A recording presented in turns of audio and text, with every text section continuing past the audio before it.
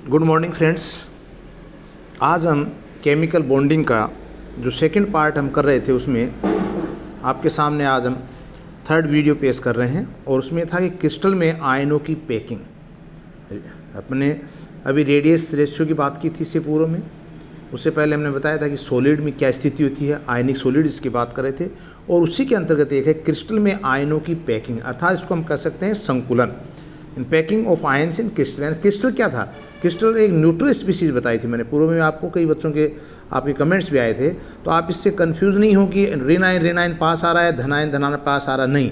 यहाँ पे एक क्रिस्टल की बात कर रहे हैं और क्रिस्टल हमेशा कैसा होता है? एक न्यूट्रल उदासीन होता है जिसमें एक आयन दूसरे आयन के चारों तरफ से घेरे हुए होता है। इसी प्रकार से दूसरे विपरीत आयन घेरे होते हैं और वो आयन के जो नंबर थे वो थे कोऑर्डिनेशन नंबर, उप सहसंयोजन संख्या।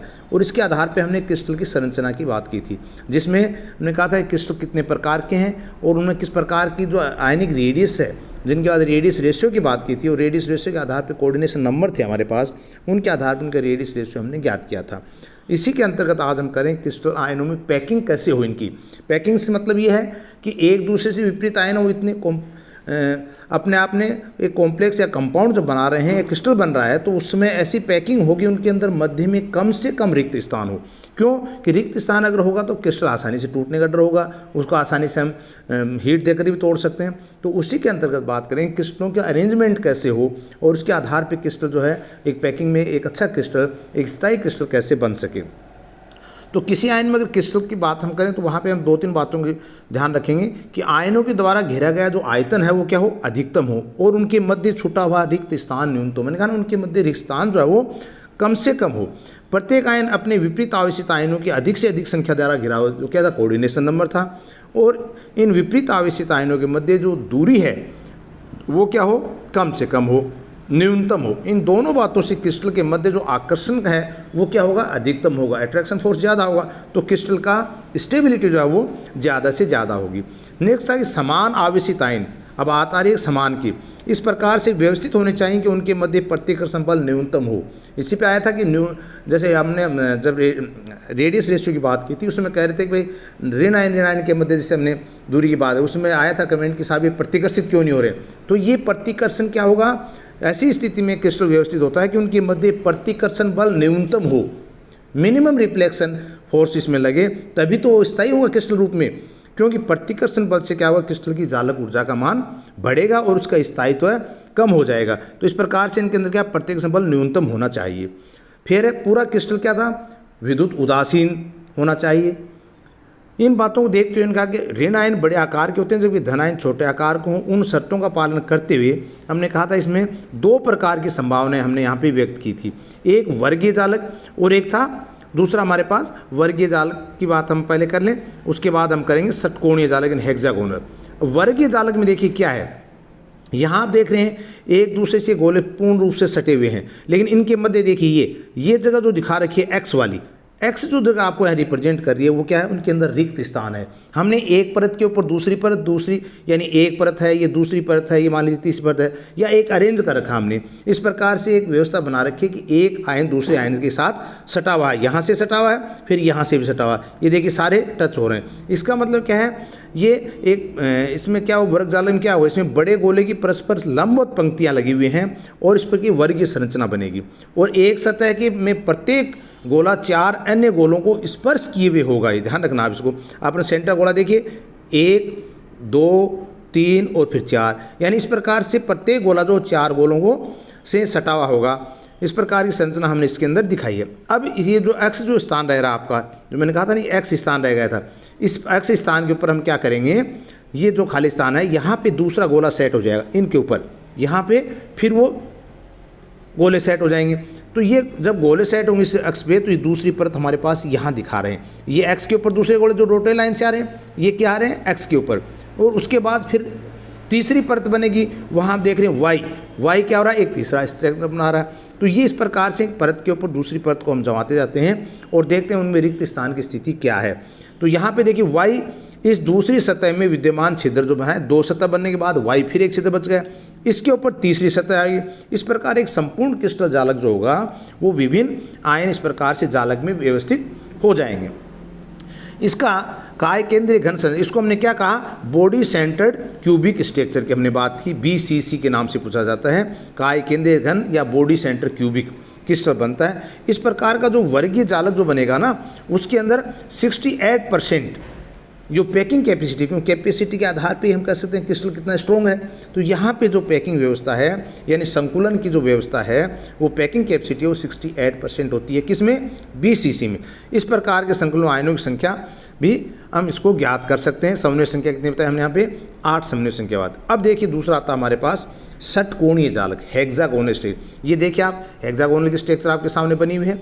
यहाँ पे देखिए फिर वही हम अगर देखें तो 1 2 3 देखिए व्यवस्थित अगर हम बात करें तो देखिए यहाँ पे क्या हो रहा है, आपके ये व्यवस्था बन रही है इसकी।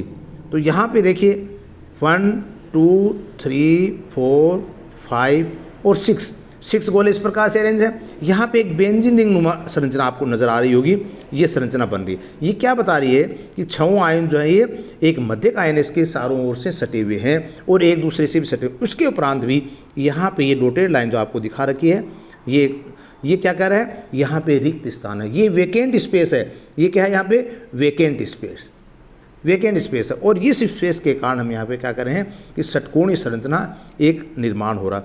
यहाँ पे देख षटकोणीय संरचना में क्या बता रहे हैं कि इस प्रकार की व्यवस्था में क्या होता है, एक गोलों की में 6 गोले इस प्रकार से व्यवस्थित हैं कि यदि इन गोलों को केंद्रों को मिला दिया जाए, सेंटर से सेंटर मिला हुआ है, सेंटर्स को मिला दिया जाए तो क्या होगा, एक षटभुजीय संरचना यहाँ पे प्राप्त होगी। इस प्रकार की व्यवस्था को हम क्या कहते हैं, षटकोणीय या हेक्सागोनल लैटिक्स की संरचना मानते हैं। 7 गोलों की इस तरह की सतह व्यवस्था में से अंकित 6 छिद्र, कौन से, 1 2 3 4 5 6, ये 6 छिद्र यहाँ पे आपको दिख रहे होंगे कि 6 छिद्र हैं, जिसके अंदर में से 3 गोले के ऊपर है और 3 क्या है, नीचे की ओर है। अब इन 6 छिद्रों में से 3 के ऊपर 3 गोले और व्यवस्थित हो जाएंगे दूसरी परत में, तो ये एकांतर क्रम में क्या होगा, इस प्रकार से व्यवस्थित हो जाएंगे। इस प्रकार के जालक में तीसरी सतह की व्यवस्था के लिए 2 संभावनाएं बनती है हमारे पास। स्क्वायर प्लेनर में हमारे पास आ गया, पहले वर्गीय जालक में कोई संभावना नहीं, वो एक ही संभावना थी। लेकिन जब हम हेक्सागोनल की बात हम करते हैं यहाँ पे, तो यहाँ पे 2 संभावनाएं बनती हैं, HCP और FCC। तो HCP क्या है, हेक्सागोनल क्लोज्ड पैकिंग षटकोणीय निबूढ़ संकुलन संरचना। ये देखिए यहाँ पे, अब यहाँ इसको आपको थोड़ा समझना होगा। यहाँ वो संरचना हमारे पास दिखी हुई है, देखिए ABA। ये क्यों दिखाया है, मैंने कहा ये जो संरचना आपकी जो बनी हुई है नीचे वाली A वाली, यही संरचना हमारे पास क्या है, ये ऊपर A बना हुआ है। इसका मतलब ये सेम है, ये दोनों एक जैसी हैं संरचनाएं, और इनके जो मध्य के जो इनके छिद्र हैं, इनके ऊपर ये व्यवस्थित बने हुए हैं, जो यहाँ पे आप इसको देख सकते हैं। तो ये व्यवस्था क्या दिखाई इसमें कि 3 सतहों को ध्यान से, दूसरी और तीसरी सतह में जो छिद्र छूटे हैं, माना वो पहली और दूसरी सतह के मध्य छिद्रों के बिल्कुल सीध में, मैंने कहा ना ये बिल्कुल इसके सीध में, आप एरो से देख रहे हैं इसको, ये इसके बिल्कुल सीध में है दोनों। तो ये बता रहे हैं, और इसी में दूसरी संरचना जिसकी हम बात करें वो क्या होगा, A B और C, यानी ये जस्ट इसके उल्टा हो जाएगी। तो A एक जैसी संरचना है, मध्य में B की संरचना है। इस प्रकार से क्रिस्टल में ऊपर से नीचे तक एक नली के रूप में हमें छिद्र पूरा दिखाई देगा। इस क्रिस्टल संरचना को हमने यहाँ दिखाया गया है। और इसे हम देखिए, दूसरी हमारे पास आती है फेस सेंटर्ड क्यूबिक पैकिंग यानी CCP। इसमें मैंने बताया था आपको ABC, ये 2 प्रकार की संरचना आपको यहाँ नजर आएगी। देखिए ABC, यानी यहाँ पे आपको एक नली के आकार का छिद्र नजर नहीं आएगा, ऊपर से नीचे की ओर देखेंगे तो ऐसा नहीं होगा। यहाँ पे क्या होगा, देखिए ये संरचना जस्ट इसके विपरीत होगी, अपोजिट होगी। ये देखिए 1 2 3, यहाँ देखिए 1 2 3, ये ऊपर वाली संरचना आ रही है, ये यहाँ पे नीचे संरचना आ रही है। तो ये एक दूसरे से विपरीत है। इसका मतलब इसके अंदर अगर हम देखना चाहें तो एक नली के आकार की संरचना इसमें नज़र नहीं आएगी, जो आपको उसको यहाँ भी देख सकते हैं। तो ये कहने का अर्थ क्या है यहाँ पे कि 2 प्रकार की संरचना है, जिसमें HCP और FCP। HCP के अंदर A दोनों एक जैसे होंगे, FC के अंदर A से C जो है बिल्कुल विपरीत स्थिति में नज़र आएगा आपको, ठीक है। इसको बोलते हैं FCC। दोनों प्रकार के संकुलन में आयनों की जो समन्वय संख्या है वो क्या है, 12 होती है। तो उसी सतह के 6 आयनों की तथा ऊपर और नीचे दोनों तल में 3 आयन, इस प्रकार से एक ऋण आयन के बड़े गोले की पैकिंग इसमें दिखाई गई है। तो इन छिद्रों से हम इसको समझ सकते हैं। अब देखिए ऋण आयन के बड़े गोलों की पैकिंग भी यहाँ पे 3 प्रकार से हम कर सकते हैं। क्रिस्टल की बात थी कि वो पैकिंग कैसे हो सकती है, वर्गीय स्थिति, दूसरी हेक्सागोनल। हेक्सागोनल में दो बताए थे आपको, कौन सी, SCP और FCC, और दोनों के अंदर हम यहाँ पे अंतर करने लगे। तीसरी चीज़ हम देख रहे हैं यहाँ पे कि आयनों की, ऋण आयन का आकार जो है उन गोलों की पैकिंग किस प्रकार से हो सकती है। 3 प्रकार से। देखिए पहला हमारे पास है ट्राइंगोनल। देखिए तीनों गोले बने हुए हैं। यहाँ पे जब 3 गोलों को एक दूसरे से स्पर्श कराते हुए हम रखते हैं तो मध्य के अंदर आपको नजर आएगा कि ये एक हमारे पास स्पेस जो है वो बचा रहता है, तो ये त्रिकोणीय छिद्र कहलाता है। दूसरी स्थिति हमारे पास आती है चतुष्फलकीय छिद्र की।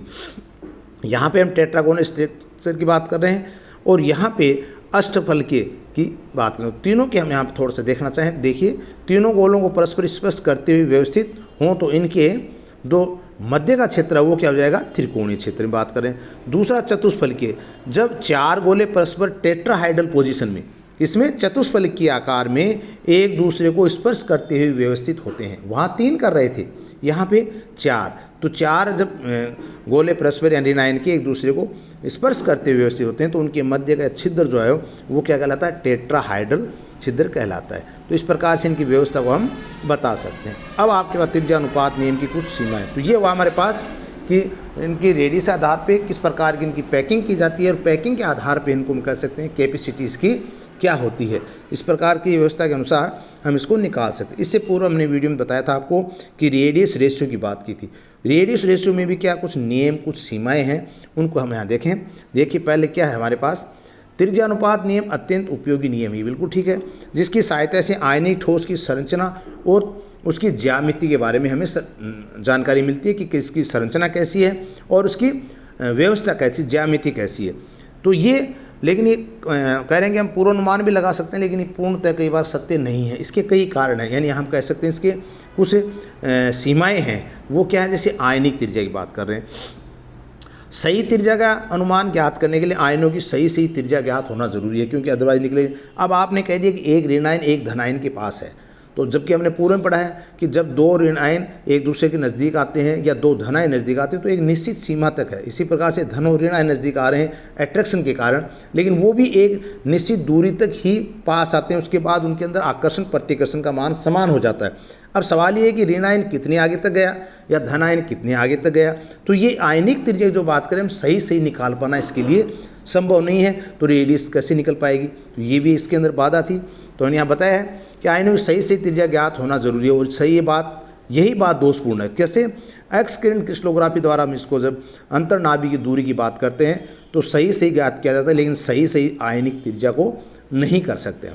दूसरा था हमारे पास कि आयनों का व्यवहार, behaviour of the ions. Ions का व्यवहार कैसा, व्यवहार से मतलब ये है कि उनको आयनों की पैकिंग में माना ये जाता है कि अप्रत्याशित कठोर गोलों के रूप में है। ये मानते हैं कि सॉलिड के रूप में, कठोर गोलों के रूप में है, लेकिन पैकिंग के समय क्या होता है, आयन छिद्रों में फिट हो जाते हैं, जो इनके छिद्र होते हैं उनमें, और यदि छिद्र अधिक छोटा मान लीजिए तो आयन उसमें दब जाएगा, और दबेगा तो जालकी में विकृति आ जाएगी। विकृति आ जाएगी, इसका रेडियस को हम सही तरीके से उसकी जांच नहीं कर पाएंगे। नेक्स्ट है आयनों का अरेंजमेंट, क्या उसके अंदर आयन का अरेंजमेंट किस प्रकार से व्यवस्थित हो, जिसमें क्या धन आयन और ऋण आयन परस्पर स्पर्श करते हों, ये भी सदैव सही नहीं हो सकता। कैसे, यदि आयन का आकार छिद्र से छोटा है मान लीजिए तो वह उस छिद्र में लुढ़कता रहेगा, और यदि बड़ा है तो उसमें दब जाएगा कहीं ना कहीं से। तो आयनों का परस्पर स्पर्श सही किनारे पर हो, इसकी संभावना कम ही होती है इसके अंदर। नेक्स्ट हमारे पास ये था कि गोलाकार आयन, जो स्पेरिकल आयंस की बात हम कर रहे हैं कि हम गोलाकार मानते हैं, तो ये भी सदैव सही नहीं हो सकता। क्यों, यदि किसी आयन का इलेक्ट्रॉन विन्यास स्टेबल यानी इनर्ट गैस विन्यास है तब तो ये आयन गोलाकार होगा, क्योंकि पूर्ण रूप से स्थायी है, वो स्टेबल है, और उसका नाभिकीय केंद्र भी होगा। लेकिन यदि आयन में मान लीजिए उदासीन युग्म विद्यमान है, नंबर 1 पेयर की बात करें, पेयर युग्म की बात कर रहे हैं, उदासीन युग्म विद्यमान है, जैसे फॉर एग्जांपल हमने गैलेनियम, इंडियम, टेलुरियम प्लस इसी प्रकार से लेड +2 टिन, तो वे केंद्र सम्मित नहीं हो सकते, सिमेट्रिकल नहीं होंगे। इसी प्रकार का आंशिक रूप से भरा हुआ मान लीजिए डी कक्षक है, मान लीजिए D5 है, तो डी में क्या आ गए, डी में 1 1 1 पाँचों में आ गया तब तो ठीक है। लेकिन मान लीजिए D6 हो गया, D7 हो गया या D3 हो गया, तो वो क्या है, एक निश्चित रूप से सम्मित नहीं होगा। तो डी कक्षकों का युक्त संक्रमण धातु आयनों की गोलाकार नहीं हो सकते ऐसे को। दूसरी बात यह कि यदि डी कक्षक में इलेक्ट्रॉन सम्मित रूप से भरे हुए हैं, जैसे D5 में है, तब तो वे डी कक्ष का एक नियमित अष्टक की संरचना बना सकते हैं। 6 लिगेंडों को समान रूप से प्रतिकर्षित करेंगे और क्रिस्टल क्या होगा, सममित बना रहेगा। लेकिन यदि डी कक्ष में इलेक्ट्रॉन सममित रूप से भरे हुए नहीं हो, मान लीजिए D4, D6 या D8 की बात हो, तो उनमें असमान रूप से प्रतिकर्षित करेंगे वो, और छोटी बड़ी बंदों वाली असममित क्रिस्टल संरचना बन जाएगी, उसके अंदर एक सममिति नहीं होगी। नेक्स्ट है बंध की प्रकृति कैसी हो, नेचर ऑफ बॉन्डिंग क्या हो, यानी आयनिक त्रिज्या नियम के पालन के लिए यौगिक को 100% आयनिक होना चाहिए। पर क्या 100% होता है? तो ये भी लगभग असंभव सी बात है। आयनिक बंधों में थोड़ा सा या अधिक सहसंयोजक लक्षण भी आता है। क्यों? कई यौगिक उनमें जैसे सीजियम क्लोराइड व्यवस्थित होना चाहिए, वे संयोजक योगदान के कारण सोडियम क्लोराइड व्यवस्था ग्रहण कर लेते हैं। तो कहने का अर्थ यहाँ पे है कि हम ये कहें कि 100% आयनिक है, उसके अंदर भी कहीं ना कहीं कुछ ना कुछ कोऑर्डिनेटेड या कोवलेंट बॉन्ड सहसंयोजक लक्षणों का आना भी संभव है। इस प्रकार कहा जा सकता है कि आयनिक त्रिज्या नियम से आयनिक ठोसों की संरचना व ज्यामिति का एक रफ आइडिया हम लगा सकते हैं कि इनकी संरचना ऐसी है, इनकी ज्यामिति ऐसी है। लेकिन समस्त यौगिकों को सही संरचना का पूर्व अनुमान लगाना हो तो ये क्या इसके अंदर संभव नहीं होता है, क्योंकि अगर वो स्पेस वाली बात है, स्पेस कम है या ज़्यादा है, उसमें बड़ा आयन आ रहा है, छोटा आयन आ रहा है, अगर छोटा आ गया तो बीच में लुढ़कता रहेगा, बड़ा आ रहा तो कहीं से दब रहा है। इसका मतलब क्या है कहने का, ये सारे इसके फैक्टर्स हैं जो त्रिज्या अनुपात नियम की सीमाओं में आ रहे हैं, और इसके आधार पर हम बता सकते हैं कि एक पैकिंग जो है वो एक रफली आइडिया लेते हैं उसकी ज्यामिति बताने के लिए, क्रिस्टल की व्यवस्थित पैकिंग बताने के लिए। बाकी पूर्ण रूप से हम ये नहीं कर सकते इसके अंदर आयनिक त्रिज्या, आयनिक रेडियाई रेशियो को पूर्ण रूप से हम सही तरीके से ज्ञात कर पाएँ। Thank you.